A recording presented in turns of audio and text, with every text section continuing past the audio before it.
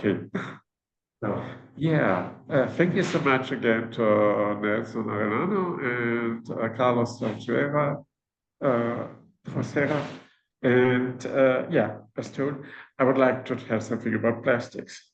And what you get on the first image is the well-organized modern world of plastics on the one hand, and plastic waste and microplastic particles on the other hand. They mark the different key points of perception of plastics and of the emotionalization through plastics. Plastics becomes, belongs to those materials which generate strong emotions and controversial emotions. Emotions changed as well as the plastic materials, but positive and negative emotions remained from the very beginning of the production of plastic items until now. Why was and why is the response to plastic so controversial? In order to deal with this question, I want to apply research on emotions to the history of materials. The concept behind this is studying emotions might lead to a deeper understanding of the cultural history of plastics.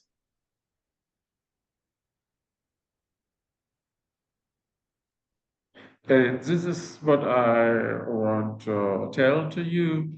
In the first chapter, it is about the terms describing plastics, about the state of research, and about the development of plastics. Then I focus on studying emotions in the history of technology.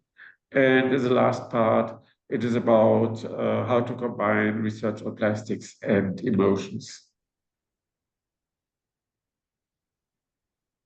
Yeah, this nice picture shows again the difference in the conception of plastics. The lady on the left-hand side advertising for safety waste, and the idea is that the meat will remain fresh longer times with the help of plastics and with the help of styrofoam in English. And on the other side, there is what happened with the waste, plastic waste today. It is a garbage island in the Pacific Ocean. And these garbage islands in the Pacific Oceans cover, in fact, something as Middle Europe concerning their size. So it's unbelievable big. But now about the terms concerning plastics. The term plastic is linked to the Greek expression plastein, which means to form, to design. In German, it was adopted from English language in the 1950s. And German language offers a second term. It is called Kunststoff, which can be translated by artificial material. It was promoted by industries, but has got a negative connotation as Ersatzstoffe after the Second War.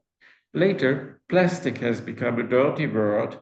This development was stronger in the English-speaking world than in Germany.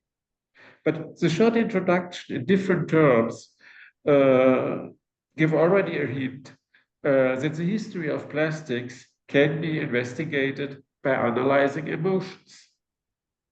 Both terms, plastic and artificial materials, refer to the central defining characters of plastics, their artificiality and their plasticity. A combination of both expressions would clearly describe this group of materials. To analyze plastic related emotions, German newspapers were evaluated from 1950 to 1990. The temporal limitations refer to the beginning of the penetration of everyday life with plastics in the 50s and the political development in 1990s Germany due to the reunification a lot of discourses and decisions were influenced. And concerning environmental questions, reunification was a link to a roll backward. There's a lot of laws concerning environmental questions had been postponed in those times in the early 90s. And now I would like to give you a short overview of the state of research concerning history of plastics or history of plastics in the history of technology. Plastic is not in the center of research of history of technology. The majority of scholarly research focuses on restoration of plastics and because the idea that plastic remains forever is not really correct. People who are responsible in museums to restore plastics know that this is really a problem, and it is one very positive thing Günter Lattermann did, that he organized conferences for all these people to meet, and all as well for historians of technology who are interested in plastics. Some authors focused on the history of construction and design, and some of the history of the German Democratic Republic. In history of technology, 5 authors need to be mentioned. That is Robert Friedel, who has written one of the first books about plastic history, Jeffrey Michael, of course, Andrea Westermann, Ellie Rabin, Heather Davis.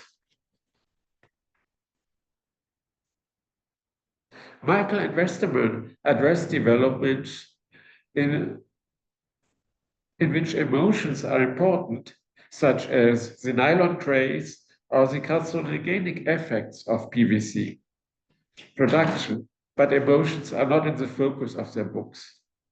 Robert Friedel has written something about the scientific, economical, and technical development of the history of celluloid, dating back to the 1980s.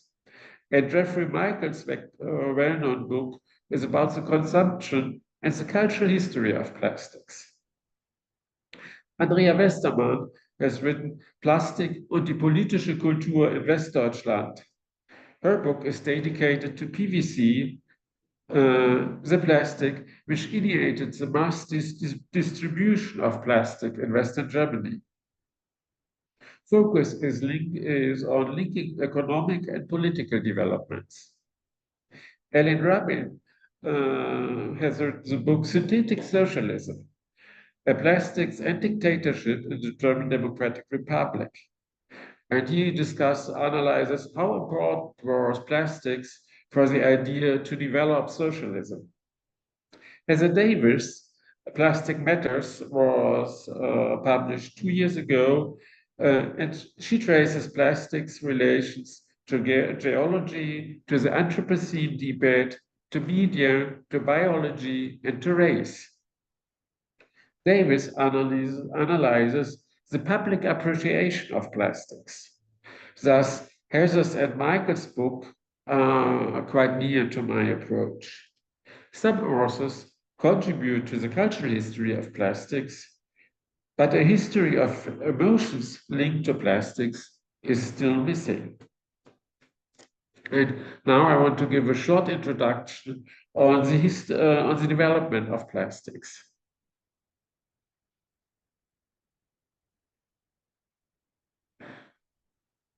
The French philosopher and writer Paul Lombard has written already in 1950s, the hierarchy of substances is abolished.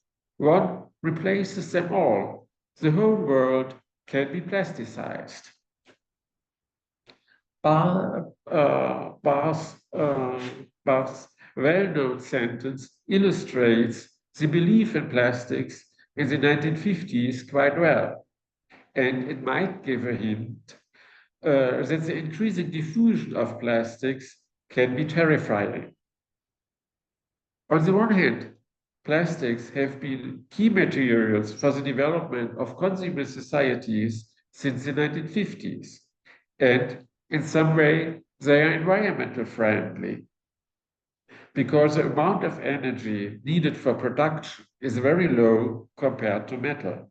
Thus, the environmental footprint of production process is low. On the other hand, the increasing success of plastics generated an increasing amount of waste. Thus, it became a demanding environmental problem. The spectrum of plastic items is really large, including cheap houseware as well as high-tech solutions for industrial purposes and masterpieces of design. Plastic gained influence in the 1950s and 60s, and there was a first boom in Europe until the oil crisis in the early 1970s. This is to illustrate use of plastics in industry. It is as insulation material. It is the backbone of every electric machines, dating back, of course, to the turn to the 20th century. Then it is used in modern times as composite material, quite well in cars as well in airplanes. So modern airplanes are to a high degree produced for plastics. And what is still in use is the conventional insulation material for electrical supplyment. And this is about plastic in the household. The book Advertising for Plastics is announced in English. Wir bauen eine neue Welt. We are building a new world. And it shows a living room with and without plastics in the 1950s to describe how important plastics had been already in those times.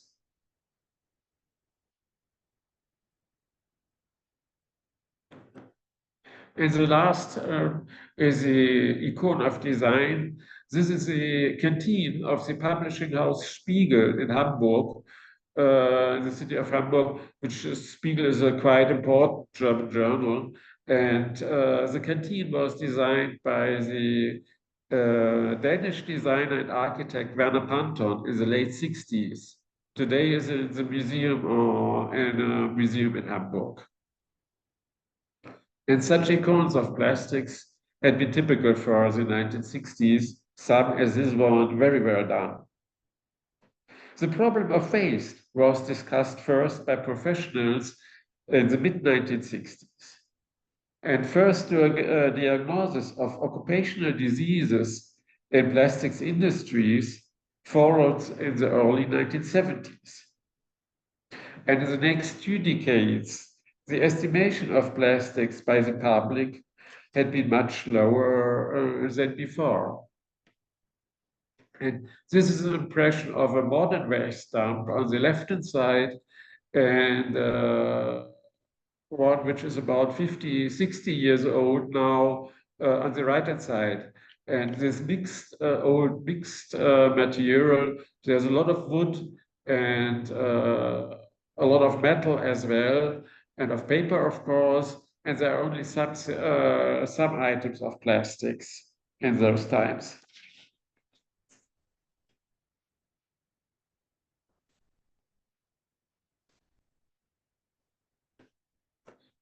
Sorry for a moment.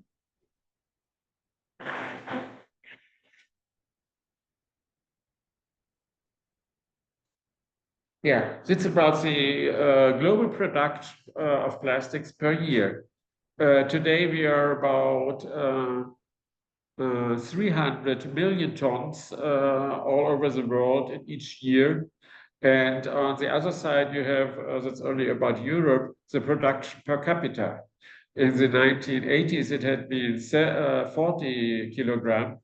And 2015, it was already 130 kilograms per capita consumption per year. So, and thinking about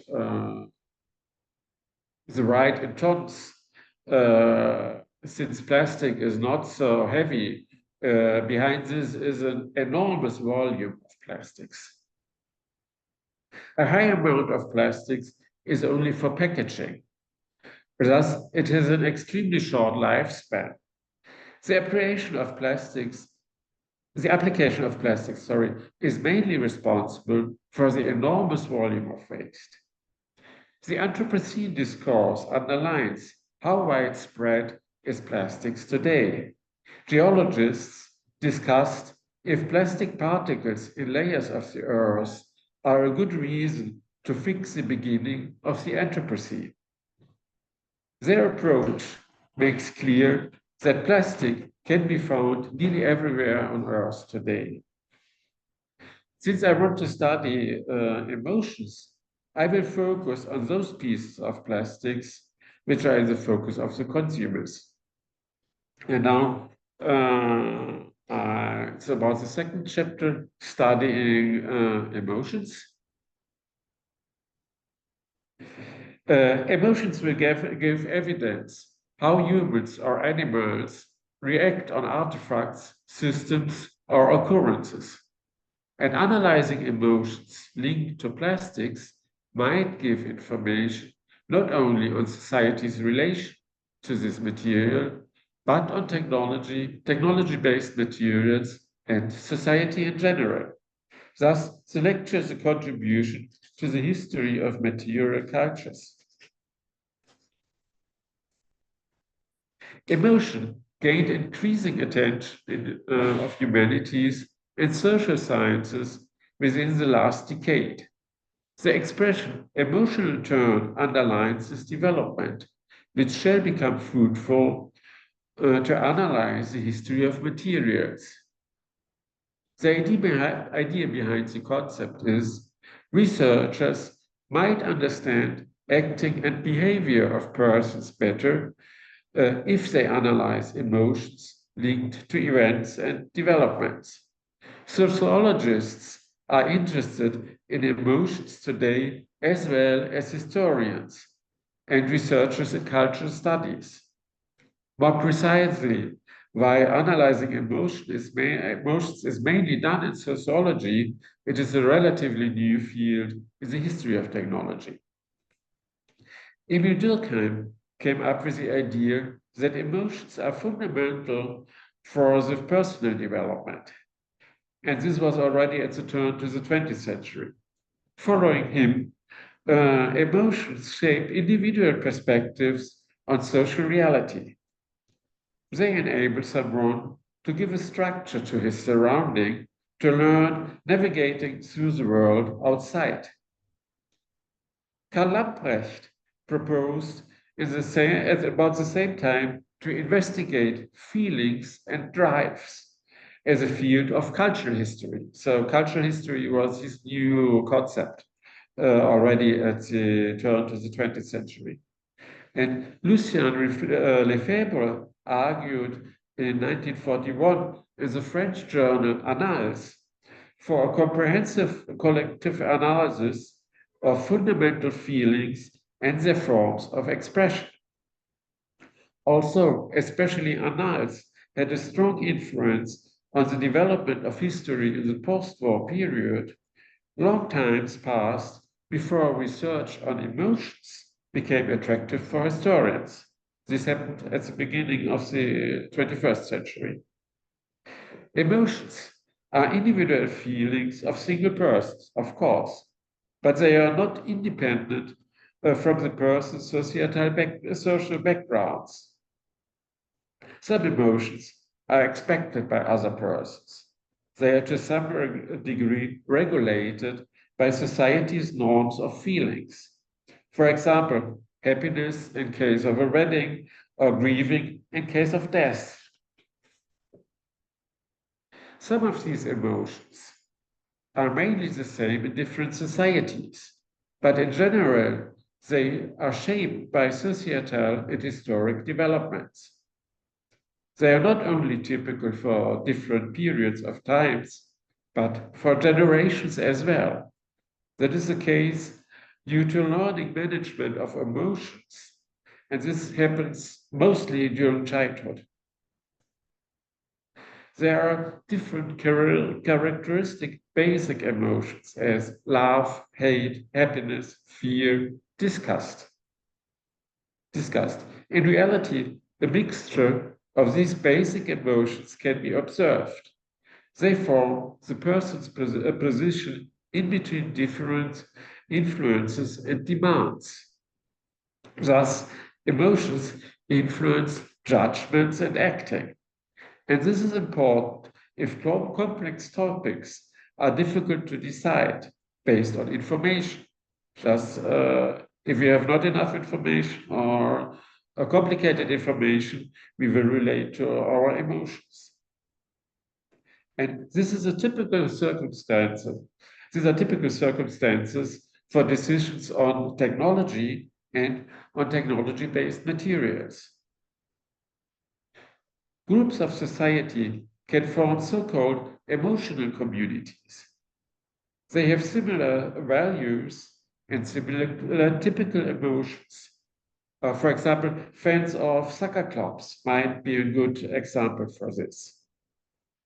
If such emotional communities are finding together in an early stage of development, they have a good chance to gain influence and to change something.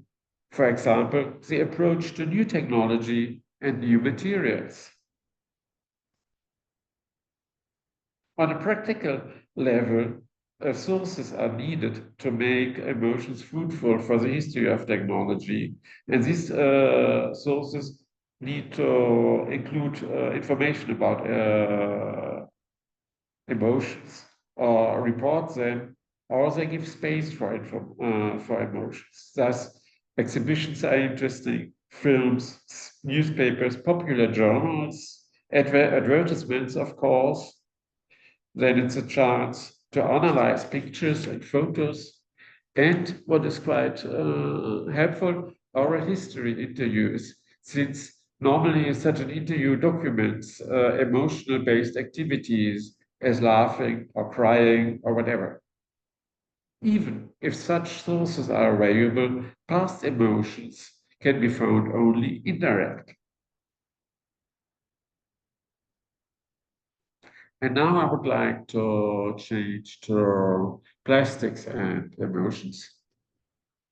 In the 1950s, the use of plastics was linked to cheap and not so convincing so-called Ersatzstoffe, as well as to the miracle of new materials and the beginning of the so-called century of plastics. It was regarded as something positive linked to social welfare or societal welfare. I would like to give some examples from quite different subjects. First one is about shoes. Shoes from plastics were inaugurated during the Second World War. It was a typical Ersatzstoff in those times, bad quality compared to normal shoes from leather. Thus, it generated negative feelings and people complained about these shoes. And shoes from synthetic materials remained in a lower category until new breathable materials gained influence in the 1990s. And there's a quite similar story about textiles. At first, they had been modern and fashionable in the 1960s, textiles of plastics, but soon they lost their image of modernity and were out of fashion at the end of the 1970s. People complained about sweating, and feeling comfortable might have got more influence for them than wearing easy to handle, correct styles clothes. And thus cotton became the dominating material again. In both cases, experiences of plastics linked to bad emotions or to negative emotions, shaped the market of shoes and of textiles. And now a quite positive example in the sense of the industry, music instruments from perspex. And this workable glass came up as a kind of miracle of this new material. And several music instruments and orchestras were designed, and whole orchestras were designed from perspex. And this was, I guess, to a high degree fascinating for contemporaries. And they mediated a positive image of plastics, but generated by music, in fact. Some contemporary sources describe the sound of these instruments. According to them, the quality was similar to normal instruments. It is a question if this is true, whether this is true or not, since today many cheap instruments are from plastics. Yeah. Next example is about the nylon craze. Presenting women's legs was provoking modern in the 1950s, and thus it was successful for advertising. Today it is linked to discrimination, and the societal estimation and the emotions changed completely in those 60 years, 70 years. But in case of the nylon craze, and that's the reason why I show it to you, and even the man is small, the woman is very big. In case of the nylon craze, DuPont had been really successful with the advertising campaigns they did. The new material was exhibited in those times, but it was not available during the war. Thus, people were willing to spend more money for nylons than for stockings from silk in the 1940s. And this example shows how successful advertising of the new material generated emotions.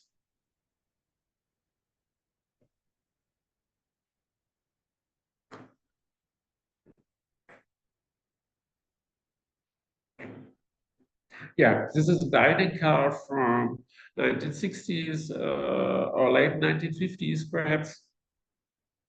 And it shows the most modern plastic materials, which had been in the 1950s and 60s, perhaps laminated boards. Their modern design was associated with plastics.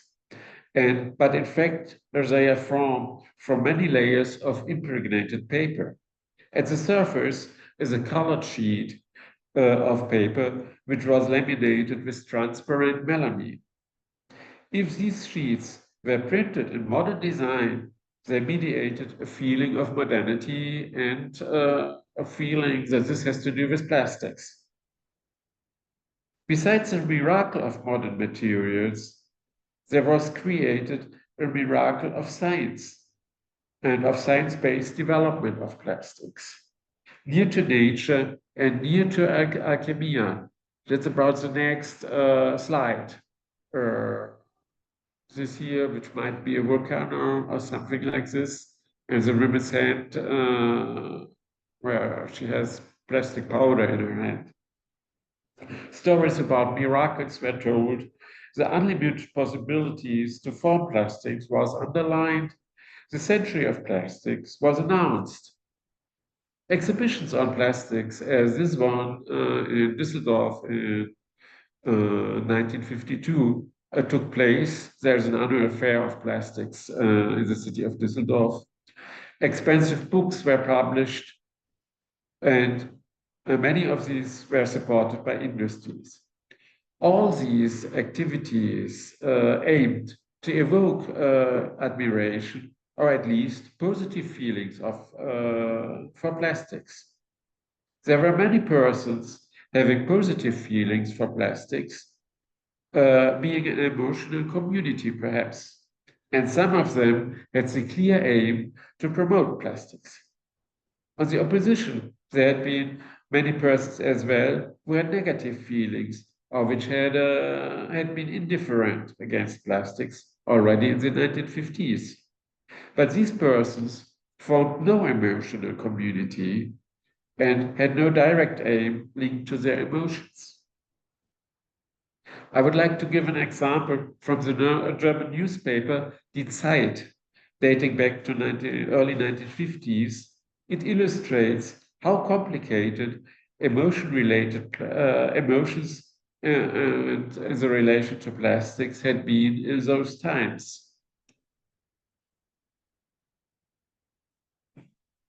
This was a report on the same trade fair from which I just have demonstrated the photo with the plastic powder. And the most important words are plastic bacillus and plastic minded. The plastic bacillus was mean positive. According to the newspaper article, the exhibition succeeded in quickly arousing surprisingly positive emotions for plastics. However, one can argue that the author was guided by positive and negative emotions that led him to the metaphor bacillus. A bacillus represents both rapid multiplication, that is positive in the sense of the author and close to industry, and a resulting disease.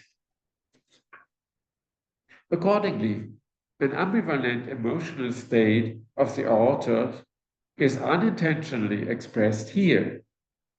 This feeling might be the reason for his paradox statement. Finally, the author mentions Americans, which had a positive emotional impact on many Western Germans in this period. Plastic-minded refers to a positive feeling towards plastic. This without any expectations.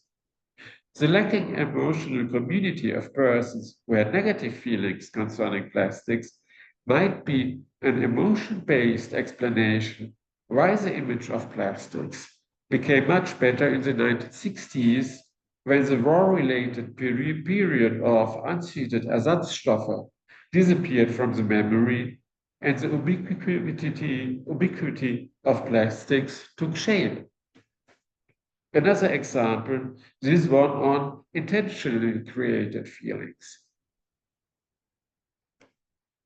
This is a garden show in the city of Karlsruhe. It was called Bundesgartenshow in 1967. And on occasion of this gardening exhibition, plastic footpaths were created. And following the article in the newspaper Frankfurter Allgemeine, which is also a very important German newspaper, therapeutic effects reassembled that one of forest passes.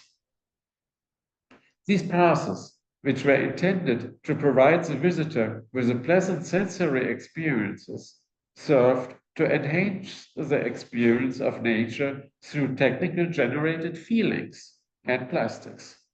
The Buga visitors' emotions were directly addressed through sensory means. The headline of the newspaper, Forest Passes from the Plastic Laboratory, underlines how modern this project was in the 1960s. The article is intended to arouse positive emotions, both for the exhibition and for plastics. The author probably did not belong to any plastic-related interest group. He reported on the Buga what he regarded worth for mention.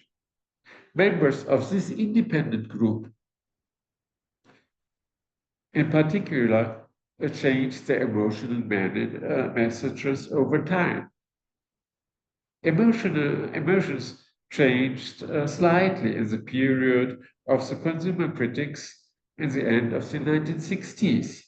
And this continued. A few years later, European oil prices made clear that there are limits of the oil-based production of plastics.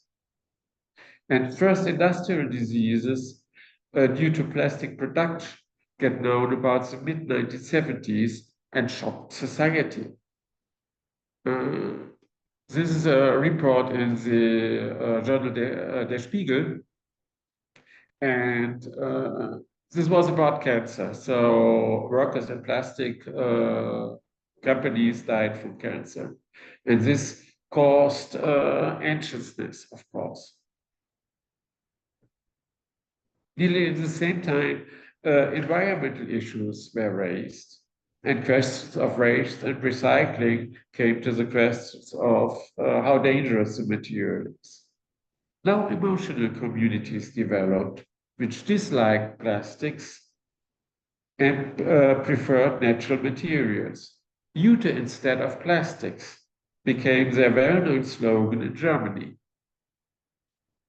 And this is just a bag which had been very popular in Germany in those times. The bad image of plastics lost influence in the 1990s. New breathable materials were the key to a new generation of auto cloths and shoes. These auto cloths might have had a considerable influence on the positive emotions for plastics, since many members of the emotional community which disliked plastics enjoyed hiking or biking dressed with these clothes. And the development of recycling systems in those times influenced the image of plastics as well. Thus, perhaps it could be described by this postcard, which I like very much.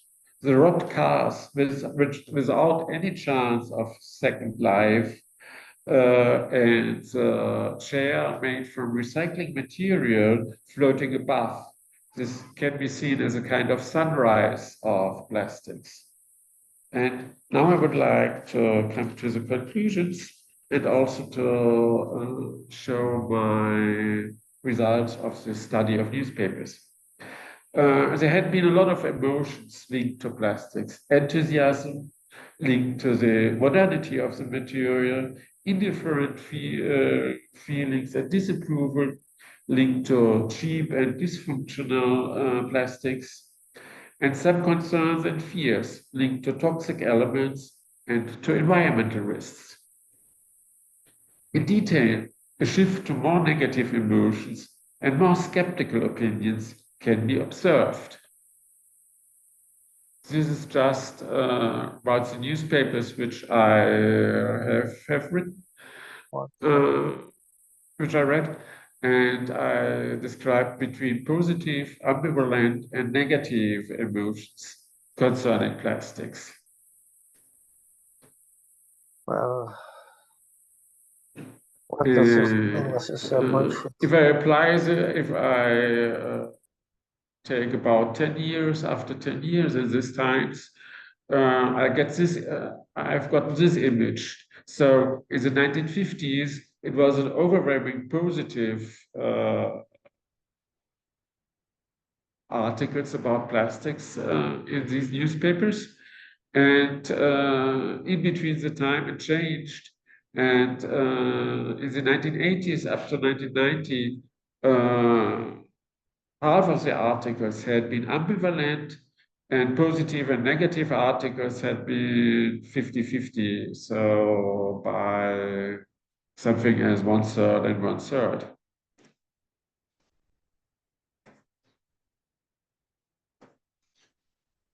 The range of different feelings remained. Concerns gained so much influence that they clearly overpowered positive feelings in the 1980s. Later on, estimation of plastics was growing again. Traditional materials generated not such a range of emotions as plastics did and does. Directly comparable might be aluminium and in some way uranium. Both have in common with plastics that their production or application in industries is relatively new. Concerning materials and technologies, the talk raises the question if the wide range of emotions and the drifting of public opinion between positive and negative emotions is typical for modern materials and modern technologies.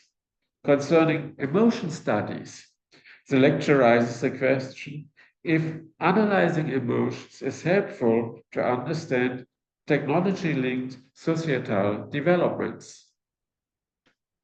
Yes, thank you so much for listening, and I'm keen to listen to your questions.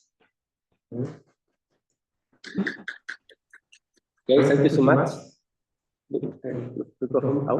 Yes, yes, one moment. Thank you so much for this presentation. This is relationship between plastic and emotions. It's very interesting. We can start now with the comment or questions about this presentation, please. With microphone, or you can write.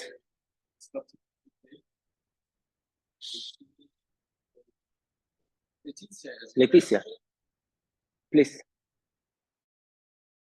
Hello. Thank you so much, Stefan, for such a brilliant presentation.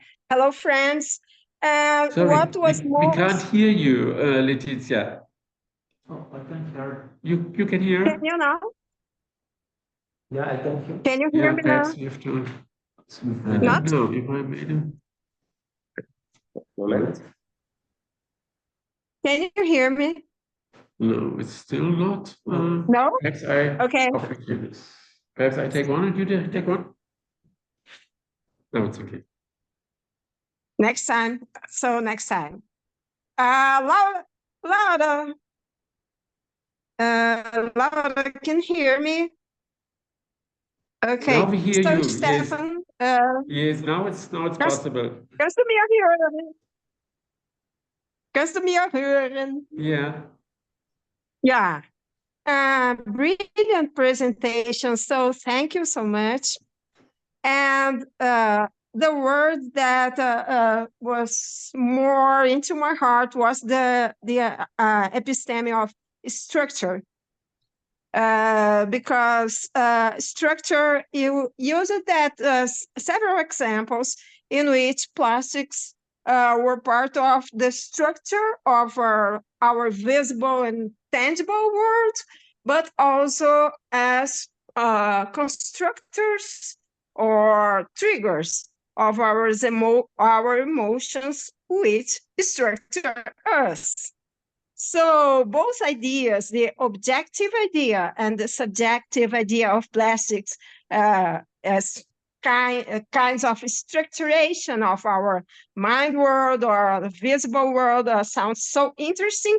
And the idea of the collective mind, because you shared the idea of these emotions related to plastics being linked to groups of thought, to societies and kinds of thoughts. Oh, it's time of my medicine. So just two very short comments on the first one, the idea of the structuration of us, which is also present in the fact that we find plastics in our bodies nowadays. You know that our organs contain microplastics, and also the idea that these structure our minds, the way we feel about the world and about ourselves. And I remember the idea, not the idea of the unconscious collective of Jung, but rather the idea of Freud that our emotions structure us as groups. And in both ways, structure us and we structure our societies in groups. So these were the ideas that I found more interesting about the idea of structure, tangible and intangible. So congratulations. Thank you so much. Thank you so much, Leticia. And I think it makes sense. And there's also distinguishing social groups by the use of plastics. So a long time in airplanes, it was in the first class, there was porcelain and metal for the people, and in the business, not business, in the tourist class, there is plastic since I think the 1990s or 1980s. That's a good example for this, how it can structure this. And perhaps to mention about the microplastics, all of us have it inside of us. What is the result of this? We still don't know. So it might be dangerous, it might be harmless, but we can't be sure about that. Thank you so The much, problem dear we have Stefan. with plastic is that it's really too cheap. If it wouldn't be so cheap as it is, there wouldn't be the swimming islands on the Pacific and on the Atlantic Ocean. So because someone would have had the idea to take care of this and to winning the raw materials.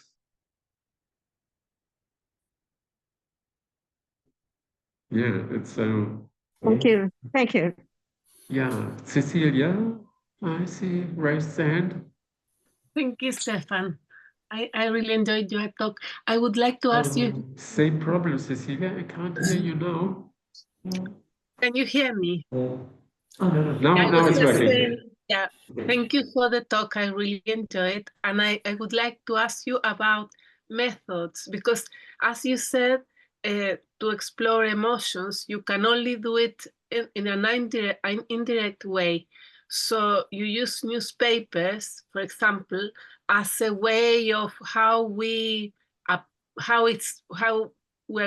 talking about plastics and emotions, but how, if you could give us more on your reflections on how do you find some way of approaching emotions. Oh, she's, yeah. How have been the yeah, there are different chances. So if there is a chance to have interviews and even historical interviews, it's very useful, of course, because the emotions are directly protocoled. Or if you do an interview with someone, you will get the emotions directly. Which is in fact much better than if you have to extrapolate it from documents. So it was in a way reading and seeing what is expressed there as kind of feelings. And looking for such examples as I have shown it in case of the plastic bacillus, where someone tells something else than he wants to tell. And this happened quite often, but the bacillus was the best example. So it was just in this way, normal work of a historian with reading and analyzing and knowing about the sources, how important had been the different newspapers which I analyzed. So in this case, in my case now, it was a normal work of a historian on a subject which is unusual. And but it can be approached quite well by, I think, by interviews, also by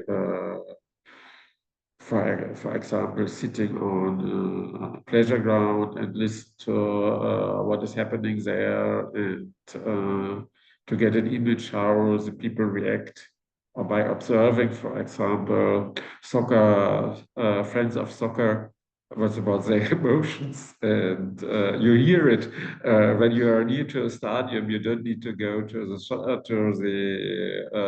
football game. So there are different approaches, and best one is in fact if we are able to get it directly. But since it's also interesting for us as historians to do research in a period where we have only documents. This might be films or old TV news as well. it's more or less indirect. Thank you. Laura? Hi, thank you so much. That was really interesting, and I like the addition of emotions. It sounds like it could really add a lot to the history of plastics that I'm aware of. It's a little bit outside of my expertise, so pardon me if the questions are a bit basic, but I'm No really problem. interested in this connection with the United States, since plastics are so associated with companies from the United States, DuPont, and of course you mentioned the book by Makel, which is really the only thing I'm more familiar of. And his is a cultural history as well of plastics. Yeah. Though I don't think he really talks about emotion, so that really adds a lot to the story, I think. But he talks about these competing feelings towards plastics in the United States and how companies tried to overcome this feeling that plastic is cheap and Yeah. flimsy and something for poor people to use that you don't want to use unless you have to, and how they tried to overcome this with advertising. So I think that sort of dovetails, overlaps with your story. But I'm really interested in the German context then. How were Germans, like you mentioned, there's emotional communities that sometimes are within nations, but can encompass a different way of feeling emotions than in America. So how similar was it to the story that Makel tells? How did people view the connection with America? Like that article that you mentioned seemed really negative to me, where it's saying plastic is like a bacteria and you'll become American.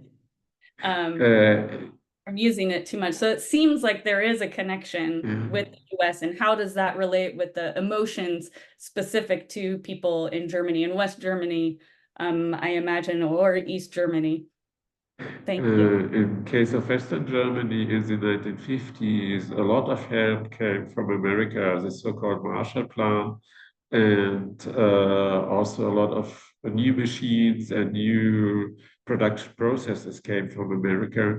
And so they profited a lot, and even in management, people were focused on America. So it was a really American-friendly time in Germany. I guess until the 1960s, this was common sense, so far as I know. And so as I looked at this, I did not find descriptions of American exhibitions or the development of plastics in America within the sources I had. I know this from other fields, for example, from rubber and rubber industries. And in fact, America had been more advanced. There had been quite interesting developments in Germany during the war and before the war concerning the development of plastics. And so bakelite is a development which is was produced in Germany as well. And they kept the same results in the beginning of 20th century as bakelite in Belgium, or in America, he's from Belgium. And so they had the right to produce bakelite without a license. So there are these connections, and I'm not really far enough with my research to can say, yes, it's how similar it was to the feelings in America. So this might be a story of another talk, and but I guess it is quite similar. And I know Slavomir might know more about this because he has this cooperation between Polish engineers in America, and But I guess it's quite similar. What I know is that the term plastics as a dirty word was more an American development than a German development. So this was much less strong. And Europlastics, things like this, you wouldn't say in German.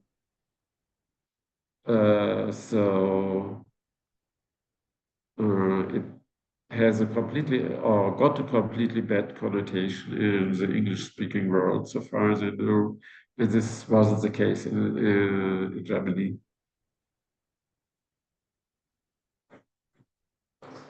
Yeah, Slavomir, thank you for coming. Thank you. Can you hear me? Yes. Okay. First of all, I apologize for being a little bit late. I had some technical problems, but I made it to your talk, so I'm very glad. This is more like a comment, not a question. What I found very, very interesting in what you said about the subjectivity of notion of plastics as good or bad, and the example you gave, namely on the airplanes, that on one hand you have like porcelain, perhaps metal or glass utensils for business class, for first class, and plastics as cheaper ones for those in a comedy class or economy class. But what strikes me here, and what seems to be very similar to what I was talking quite recently, also in Chile, was the question of medical equipment, which is totally different in this respect. Reused medical equipment, which is steel, glass, usually not porcelain, and we would consider this as, oh, come on, I don't want this reused things, like used many times and sterilized. It's in fact about consumer products. In the case of medical supplement, Slavomir is frozen. I guess, I hope you will be able to move in a few seconds again. So perhaps we wait for what he's telling me or us. Frozen. Yeah. Perhaps then I just give the answer and hope Slavomir will be able to listen to us. And yeah, it is about the consumer products and the recognition and the emotional and the feelings linked to plastics from the consumers. And the medical sector is an example that the application of plastics had been very useful for reducing the risk to get an infection due to not very well cleaned recycled material. And it made a lot of things quite easier in medicine. So there are there are plastic products, even products which have to be thrown away, which are quite good for society. And in case of medicine, that is true. And if plastics is used for a longer time, in case of building cars or building airplanes or whatever, it is it makes sense to use this material since the production costs are low, the waste of energy is low, and there are such composite materials from plastics and aluminium which are much more resistant than aluminium itself. And of course, the plastic itself. So it's the same thing as in case of concrete and iron. So concrete was only made sense to use it for building constructions after they developed that it makes sense to combine it with so-called Muniereisen, with sheets from iron. Slavomir, now you're there again, and Maybe again. did you get my answer or? Not at all. I was trying No, to oh, so sorry. be on my sorry. We can discuss this later, so no worries. I mean, if you want to repeat it, At the then yes. moment we can't hear you, so. Oh boy. Okay, don't worry, don't worry. Now it's working. So sorry for the trouble. That's my first day on this computer, and everything seems to, be collapsing all the time. So sorry. It's like Santiago de Chile. The computer has to learn something, I guess. Yeah. I'm not sure what was the answer. I mean, it wasn't a question. That was actually a comment. What I saw as a quite similar, striking similarity between what you do and what I was doing, and I really find this very, very intriguing. This subjectivity of a notion of plastic, good or bad, and sometimes we may think it is not as bad as others say, in terms of, for instance, single-use medical devices, which we would prefer to have plastics, because then we are sure it has been used for the first time on us, not on someone else before. But as we know, that it doesn't work that way all the time. It should, but it isn't. So if we have a question of security, health security, for instance, we would make different choices, I guess. So that was what I told was, I agree completely with you. So plastic, even plastic to throw it away, is very important in medicine, and it saves life to have it. And my story was about the consumer products. So yeah, but thank you for a question and comment. And Laura is raising her hand again. I was thinking, and this is another comment, more probably expanding beyond what you've looked at, but I was just thinking, because I don't know if it was incidental in the picture that you found of the jute bag. It's jute from Bangladesh. And I wonder if you note it, because you contrast, or you talk about the change towards a much more negative view of plastic in the 1970s, related to new knowledge about diseases related to plastic production, and then the preference for jute in this movement, and what sort of emotional connections they might have with jute and or the places that are producing it. Thinking if there was any connection with Bangladesh, since they just got their independence at the beginning of the 1970s and all of that. You are true. It was not in the mind of the people, I think. I never heard about that in those times, and they enjoyed to get this, and it was quite often to see on the streets in the 1980s, but there was only a small discussion about working conditions of textile workers in the Far East.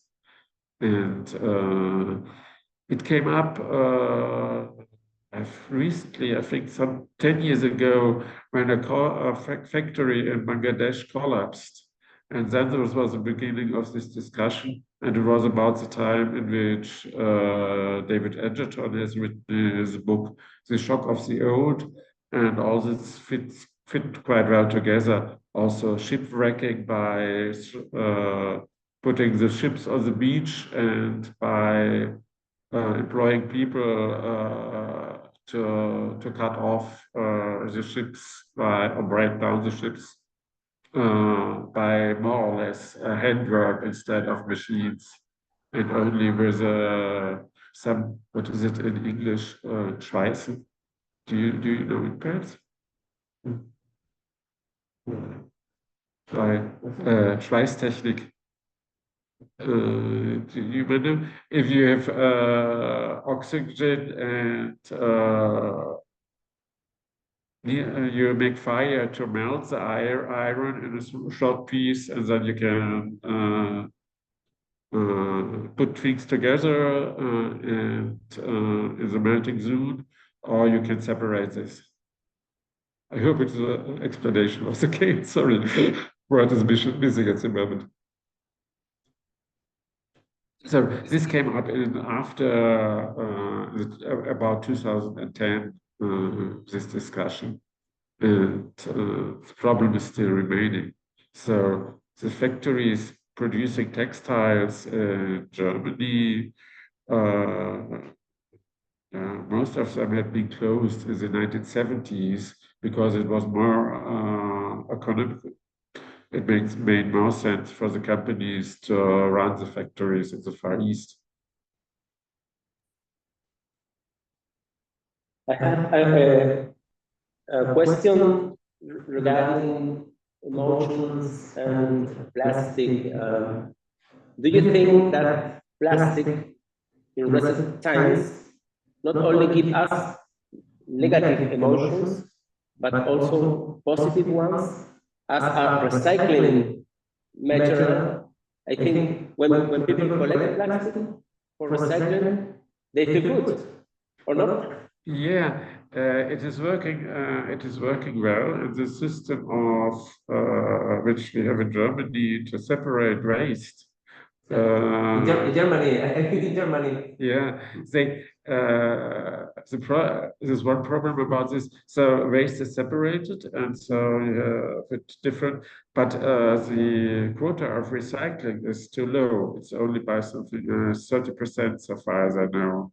And most of the plastic which is collected is just going to the power plants to be heated, which could be, in fact, also if the waste is left as it is, with paper and plastic and wood and so on. So the system is there in the first step, but the second step is still not as good as it could be. And I think it's really important to improve this, and in order to get rid of this huge amount of waste we have. And yeah, there are a lot of positive feelings. There are also collectors who like to collect plastic items from everyday life. And Günter Lattermann, who had been among our participants, has a great collection of on plastics, even dating back to the end of 19th century, just special things. And meantime, museums begin to be interested in this. Therefore, it's a question of restoring plastics, which is rather complicated. And so it's not only about negative feelings, there are as well positive feelings. And we shouldn't forget that plastics belongs to the foundation of our consumer societies. And looking around, even in the place where I'm here, there are a lot of chairs made from metal and plastics, and where they are covered with textiles from plastics and with some upholstery from plastics, and the table is from plastics, and so on. So it joins us everywhere. And in fact, it belongs to normal life.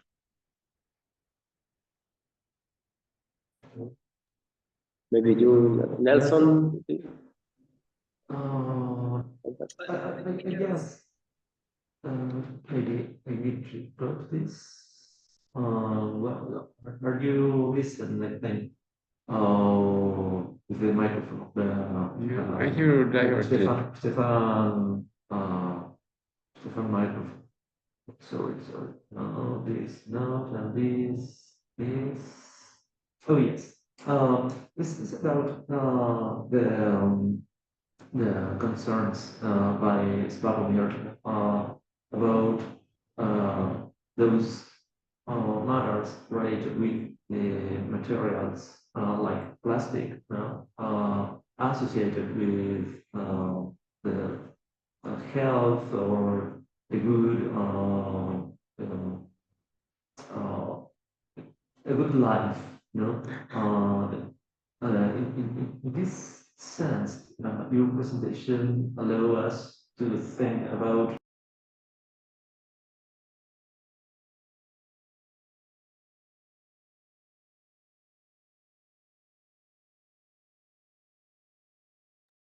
We can't hear you, Nelson.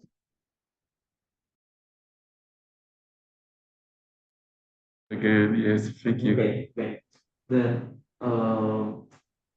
maybe you have some information between the Western and Eastern treatment of the materials, plastics. No, this kind of ideological use of the plastics could be interesting in the sense that the Cold War have different appreciations about this.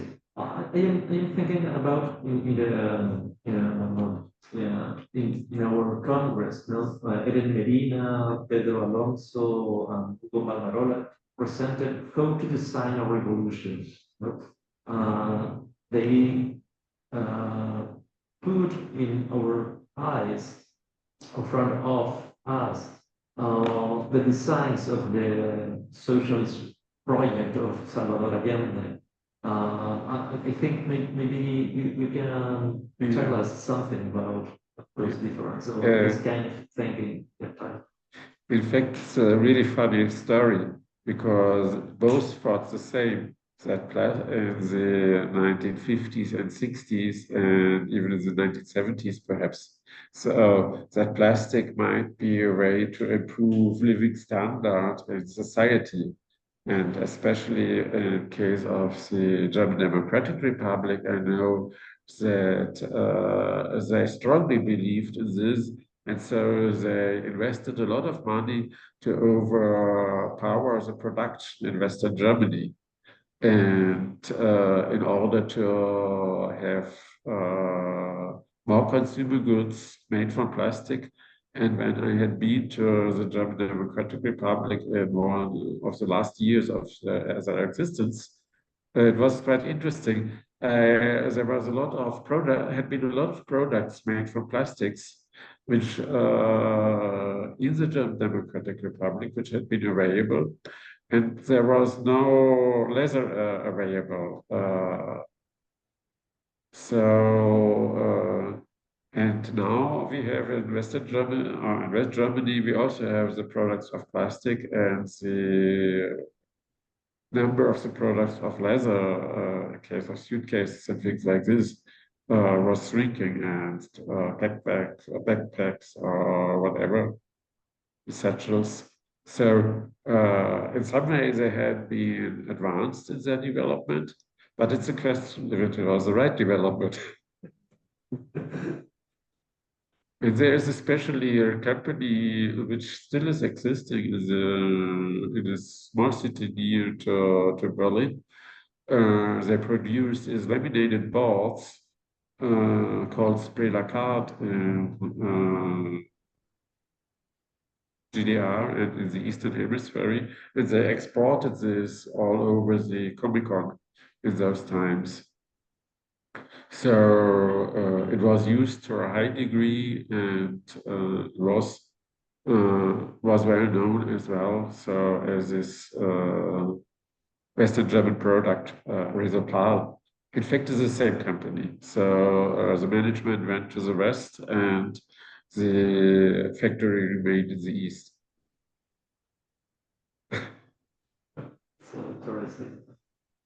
And it's a funny story. This book, which